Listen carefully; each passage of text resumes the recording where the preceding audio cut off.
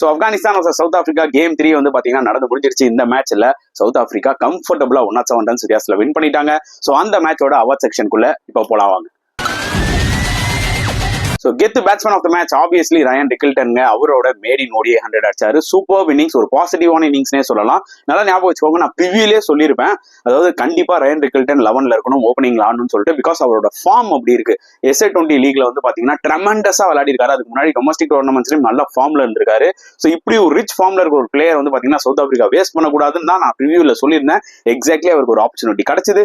சூப்பராகவும் விளையாடினாரு. நல்லா ஞாபகம் வச்சுக்கோங்க கைஸ், அவர் அடிச்ச அந்த 103ல வெறும் பவுண்டரிஸ் மட்டும் இல்ல, 7 பவுண்டரி ஒரு 6. மத்ததெல்லாம் பாருங்க, நிறைய சிங்கிள்ஸ் ஆனாரு, நிறைய டபுள்ஸ் கன்வெர்ட் பண்ணாரு. நிஜமாவே சூப்பரா இருந்தது அவரோட இன்னிங்ஸ். So get the batsman of the award வந்து பாத்தீங்கன்னா Ryan Rickelton deserve to get it. So கெத்து bowler of the match obviously I will give it to Kagiso ரபாடாங்க. அதாவது ரபாடால அவரோட ஒர்த்த காமிச்சாரு சீரியஸா. ஏன் அவர் வந்து ஒரு நம்பர் 1 சவுத் ஆப்பிரிக்கா பவுலர்னு சொல்லிட்டு பியூட்டிஃபுல்லா போட்டாருங்க. சரியான பேஸ். நல்லா ஞாபகம் வச்சுக்கோங்க. அதாவது ஒரு பக்கம் இப்ராஹிம் சத்ரான் ஆடிட்டு இருந்தாரு.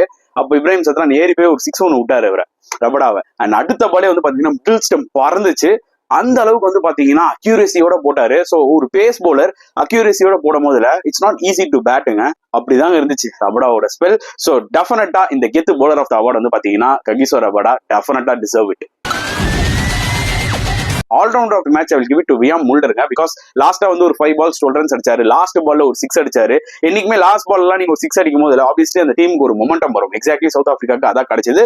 பிளஸ் போலிங்கும் சூப்பரா போட்டாருங்க. ஜஸ்ட் 8-9 ஓவர்ஸ்ல 36 runs தான் கொடுத்தாரு. 2 wickets எடுத்தாரு. நல்ல ஒரு சப்போர்ட்டிங் ரோல் பிளே பண்ணாரு ரபடாக்கா இருக்கட்டும், மார்கோ யான்சன்கா இருக்கட்டும். So allrounder of the match goes to Wiaan Mulder.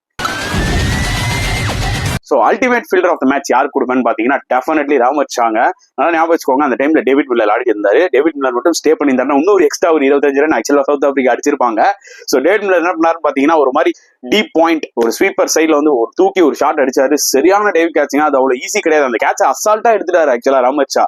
பார்க்கும்போது நம்மளுக்கு அந்த கேட்சை எடுத்தாரா இல்லையான்னு கூட தெரியாது, அந்த அளவுக்கு ஈஸியில எடுத்தாரு. பட் தாறுமாறான ஒரு கேட்ச். அதாலதான் வந்து பாத்தீங்கன்னா ultimate fielder of the match award goes to Rahmat Shah. சொதப்பல் ஆஃப் த மேட்ச் கண்டிப்பா நான் சொல்ல போறதை பார்த்து நீங்க எல்லாருமே கொஞ்சம் ஷாக் ஆவீங்க. ஆனா அதான் உண்மை. ஆக்சுவலா சொதப்பல் ஆஃப் த மேட்ச் நான் 2 பேருக்கு கொடுக்க போறேன். ஒன்னு ரஷீத் கான், ஒன்னு வந்து பாத்தீங்கன்னா நூர் அஹமத்க்கு. 2 பேரும் கீ போலர். அதாவது ப்ரிவியூல எல்லாம் நம்ம இவங்க 2 bowlersக்கு தான் பயங்கரமான ஒரு பில்டப் எல்லாம் கொடுத்துட்டு இருந்தோம். இவங்க 2 பேரும் வந்து சவுத் ஆப்பிரிக்கன் பேட்ஸ்மேன்ஸை சோக் பண்ண சான்சஸ் இருக்குன்னு.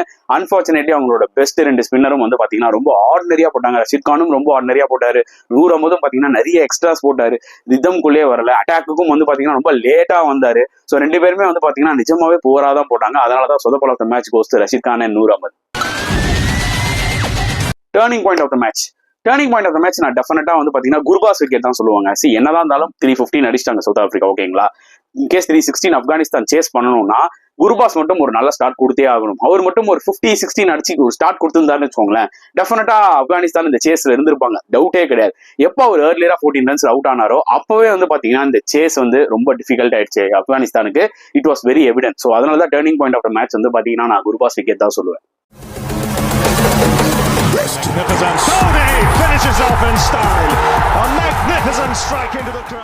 வணக்கம் நண்பர்களே, welcome to my channel CCF, உங்கள் cricket with mister Cocktail Furious. இப்போ நம்ம டிஸ்கஸ் பண்ண போற topic Afghanistan versus South Africa match 3 review தான். இன் 2025 ICC சாம்பியன்ஸ் ட்ராஃபி இந்த ஒரு பர்டிகுலர் மேட்ச்ல சவுத் ஆப்பிரிக்கா சும்மா தரமா 107 ரன்ஸ் வித்தியாசத்துல வின் பண்ணிட்டாங்க. ஸோ இந்த ஒரு பர்டிகுலர் சாம்பியன்ஸ் ட்ராஃபியை சவுத் ஆப்பிரிக்கா வித் பேங் அப்படிதான் ஸ்டார்ட் பண்ணிருக்காங்க. ஸோ அவார்ட் செக்ஷன்லாம் பார்த்து நல்லா என்ஜாய் பண்ணிருப்பீங்கன்னு நினைக்கிறேன். ஸோ இந்த மேட்ச்ல ஆப்வியஸ்லி வந்து பாத்தீங்கன்னா டாஸ் வின் பண்ணி பேட்டிங் ஆடினாங்க South Africa. What was so எவிடென்ட்னு பாத்தீங்கன்னா அவங்க ஒரு பிளானோட தான் வந்திருக்காங்க. அதாவது ஆப்கானிஸ்தானை பேட்டிங் ஆட விட்டானா ரிஸ்க். ஏன்னா அவங்க ஒரு 280-290 அடிச்சிருந்தாங்கன்னா திருப்பி சேசிங்ல கொஞ்சம் பால் வேற லைட்டா கிரிப்பா வாய்ப்புகள் நிறைய இருக்கு கராச்சி விக்கெட்ல.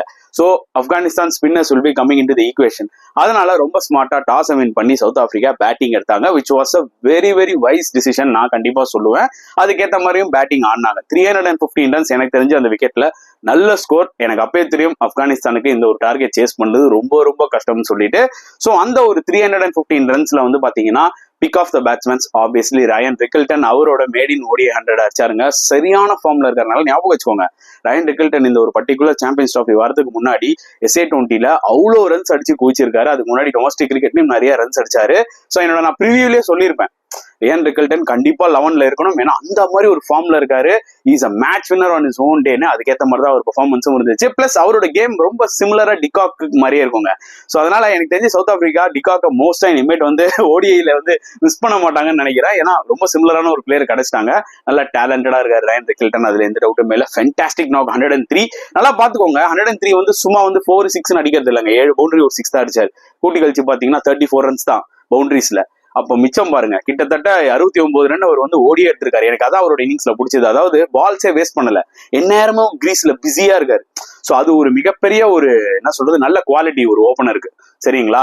அண்ட் அது மட்டும் இல்லாமல் கேப்டன் பவுமாவும் வந்து பாத்தீங்கன்னா ஒரு நல்ல நாக் 58 அந்த டைம்ல குரூஷியலா தேவைப்பட்டுச்சு. பிகாஸ் இந்த மேட்ச்ல கிளாசன் ஆடல, ஏன்னா இன்ஜுரினால. அதுவே ஒரு மிகப்பெரிய ப்ளோ. ஏன்னா கிளாசன்லாம் சச் a deadly பிளேயர். இந்த ஆப்கானிஸ்தான் ஸ்பின்னர்ஸை கவுண்டர் பண்றதுக்கு கிளாசன் தான் வேணும்னு நம்ம சொல்லிட்டு இருந்தோம்.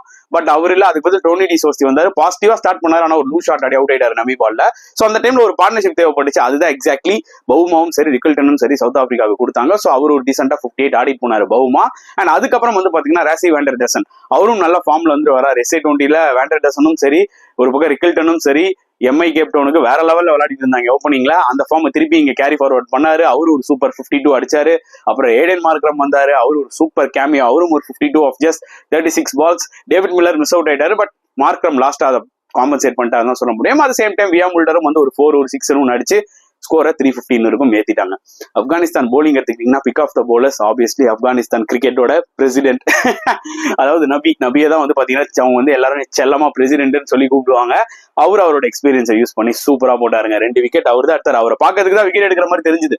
மற்றபடி அவங்களோட மெயின் போலர்ஸ் ரஷீத் கானா இருக்கட்டும், இல்ல நூர் அஹ்மதெல்லாம் ரொம்ப பின்னாடி 24 ஓவருக்கு அப்புறம் எடுத்துட்டு வராங்க. அதுக்குள்ள பேட்ஸ்மேன் எல்லாம் செட் ஆயிடுவாங்க. எனக்கு தெரிஞ்சு நூர் அஹ்மதெல்லாம் இன்னும் ஒரு 15 ஓவர் 16 ஓவர்லயும் இன்னும் ஒரு 2 ஓவர் கொடுத்துருக்கணும்.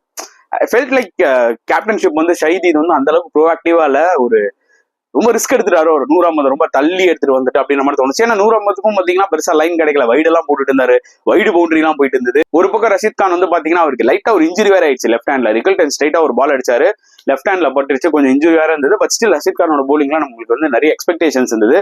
பட் அதுக்கு ஏற்ற மாதிரி போடல, நிறைய பால் ஷார்ட்டா போட்டாரு. ஃபீல்ட் செட்டிங்ஸும் வந்து பாத்தீங்கன்னா ரஷீத் கானுக்கு கொஞ்சம் தவறா இருந்த மாதிரி தெரிஞ்சதுங்க. ஏன்னா ரஷீத் கான் குயிக்கா போடுறாருல, சோ கட் ஆடும் போது பாத்தீங்கன்னா உங்களுக்கு ஷார்ட் பாயிண்ட் ஷார்ட் கலிலாம் வந்து கொஞ்சம் வைடா இருக்கணும், ஸ்கொயரா இருக்கணும்.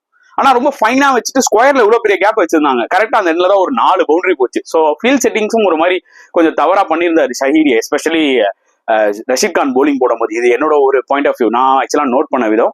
அண்ட் ஃபாஸ்ட் போலர்ஸ் ஆப்கானிஸ்தான் எடுத்தீங்கன்னா இனிஷியலா ஃபருக்கி சூப்பரா போட்டாரு. பட் டெத்துல ஜென்ரலாவே ஃபருக்கி அடி வாங்குவாரு, அது நம்ம நிறைய பார்த்திருக்கோம். ஆப்கானிஸ்தான் ஃபாஸ்ட் போலர்ஸ் ஜென்ரலாவே டெத்துல அடி வாங்குவாங்க. அதுதான் எக்ஸாக்ட்லி ஆச்சு. டெத்துல கொஞ்சம் ஃபருக்கி பயங்கரமா அடி வாங்கிட்டாரு. பட் நியூ பால்ல சூப்பரா போட்டாரு. ஓமர் சாய் கூட நல்லா ஸ்டார்ட் பண்ணாரு. இன்ஃபேக்ட் ஓமர் சாய் ஸ்பெல் நல்லாவே டீசென்டாவே இருந்தது ஓவராலாவே. குல்தீப் நைப்லாம் வந்து கொஞ்சம் எக்ஸ்பென்சிவ் ஆயிட்டு போனார். ஸோ ஸ்பின்னர்ஸ் தான் உங்களுக்கு மெயின். அவங்க வந்து பாத்தீங்கன்னா கொஞ்சம் அடி வாங்கினோடனே வந்து பாத்தீங்கன்னா கொஞ்சம் ஸ்ட்ரகிள் ஆரம்பிச்சிட்டாங்க ஆப்கானிஸ்தான். ஃபீல்டிங்லயும் கொஞ்சம் அப்படி இப்படி கொஞ்சம் லேப்ஸ் இருந்துச்சு. அண்ட் இந்த டார்கெட்டை சேஸ் பண்ணுவாங்களான்னு கேட்கும்போது ஒரே ஒரு விஷயம் தான், குர்பாஸ் நல்லா ஸ்டார்ட் கொடுத்தா வாய்ப்பு இருக்குன்ற மாதிரி தான் எனக்கு தோணுச்சு. ஸோ எப்போ குர்பாஸ் வந்து 14ல அவுட் ஆனாரோ என்கிடி பால்ல, அப்போ எனக்கு என்ன ஒரு ஃபீல் கொடுத்துச்சுன்னா it's going to be really tough. ஏன்னா எப்பவுமே ஆப்கானிஸ்தான் வந்து ஃபர்ஸ்ட் பேட்டிங் நல்லா விளையாடுவாங்க, எப்படியாவது மேனேஜ் பண்ணி 280 290 இருப்பாங்க. அதை டிஃபெண்ட் பண்ணக்கூடிய அளவுக்கு அவங்க கிட்ட ஸ்பின்னர்ஸ் இருக்காங்க. ஏன்னா செகண்ட் ஹாஃப்ல பிச் கொஞ்சம் ஹோல்ட் ஆகும், டர்ன் ஆகும், புரியுதா உங்களுக்கு? பட் சேசிங்ல இன்னைக்குமே கிரம்பிள் ஆயிடுவாங்க. அவங்க கிட்ட அந்த சேசிங் கேம் வந்து இல்ல, அதுதான் ஒரு பிரச்சனை. மேபி 2023 50 ஓவர்ஸ் வேர்ல்ட் கப்ல அவங்க சேஸ் பண்ணிலாம் வின் பண்ணிருக்கலாம் பாகிஸ்தானோட அதர் டீம்ஸோட. பட் இந்த மாதிரி ஒரு கண்டிஷன்ஸ்ல இது கொஞ்சம் டிஃப்ரெண்டான ஒரு கண்டிஷன்ஸ், கொஞ்சம் பால் ஹோல்ட் ஆகும், கொஞ்சம் ஸ்ட்ரகிள் ஆவாங்க, புரியுதா உங்களுக்கு? அதான் எக்ஸாக்ட்லி ஆச்சு. ஒரு பக்கம் எப்போ குர்பாஸ் அவுட் ஆனாரோ அப்புறம் சத்ரானும் சரி, செதிக் கட்டல் யங் பிளேயர் அவரும் கொஞ்சம் ரொம்ப ஸ்ட்ரகிள் ஆனாங்க, பால்ஸ் எடுத்துக்கிட்டாங்க. அதுக்கப்புறம் இப்ராஹிமும் போல்ட் ஆயிட்டாரு ரபடா பால்ல. அந்த சீக்வன்ஸ் கொஞ்சம் நல்லா இருந்தது. ஏன்னா இப்ராஹிம் வந்து ரபடாவை அட்டாக் பண்ண பார்த்தாரு, ரபடா வந்து ஒரு 6 வேற அடிச்சாரு. இம்மிடியா ரபடா போல்ட் ஆகிட்டு அப்படியே அப்படி முறைச்சிட்டே வந்தாரு. அந்த மூமெண்ட்லாம் செம மாசா இருந்துச்சு. நான் என்ன சொல்லுவேன்னா, இல்ல ரபடாவை ஒரு 2 ஓவர்ஸ் பார்த்து ஆடி இருக்கலாம், வேற ஏதாவது ஒரு பிளேயர் அட்டாக், வேற ஏதாவது ஒரு போலர் அட்டாக் பண்ணிருக்கலாம்னு எனக்கு தோணுச்சு. பிளஸ் என்ன ஞாபகம், பவுமா வந்து ஃபர்ஸ்ட் கட்டு தான் ஆக்சுவலா எடுத்துட்டே வந்தார் ரபடாவை. ஸோ கைண்ட் ஆஃப் அவர் மெயின் போலரை கொஞ்சம் ஸ்டாக் வச்சுக்கலாம், அப்புறம் எடுத்துட்டு வரலான்ற மாதிரி எடுத்துட்டு வந்தாரு. அவரும் வந்து பாத்தீங்கன்னா செமையா போட்டு 3 விக்கெட் எடுத்தாரு. Pick of the bowler obviously Kagiso Rabada தான். ஃபயர் டு ஃபயர் இரியா, நான் ஏன் நம்பர் 1 சவுத் ஆப்பிரிக்கா ஃபாஸ்ட் போலர்ன்றதை வந்து ப்ரூவ் பண்ணாரு. பிளஸ் மார்க்கோ யான்சனும் நல்லா டீசெண்டா போட்டாரு. வியம் முல்டரும் பாத்தீங்கன்னா ஃபென்டாஸ்டிக்கா போட்டாரு. அவரும் 2 விக்கெட்ஸ் எடுத்தாரு. நல்ல ஒரு சப்போர்ட் கொடுத்தாரு ஃபார் போத் யான்சனுக்கும் சரி ரபடாக்கும் சரி. கேஷவ் மகாராஜ் ஆஸ் யூஸ்வல் எக்கனாமிக்கலா அவர் வாட்டுக்கு ஸ்டெம் டு ஸ்டெம் அப்படி போட்டுக்கிட்டு வந்துகிட்டே இருந்தாரு. ஸோ அவருக்கும் வந்து பாத்தீங்கன்னா we can give huge credit. Ngidi இந்த மேட்ச்ல ஆனார். நான் வந்து ப்ரிவியூல சொல்லியிருப்பேன் ஐ ஓன் பிளே என்கிடி, நான் கார்பின் போஷ் விளையாடுவேன்ட்டு. பிகாஸ் பழைய என்கிடியை பார்க்க முடியல, ரொம்ப ஃபேட் ஆயிட்ட மாதிரி தெரிஞ்சுது. இந்த மேட்ச்ல கொஞ்சம் எக்ஸ்பென்சிவா இருந்தாலுமே 2 crucial விக்கெட்ஸ் குர்பாஸும் எடுத்தாரு, அதுக்கப்புறம் ஒரு இம்பார்ட்டன்ட் விக்கெட்டும் எடுத்தாரு.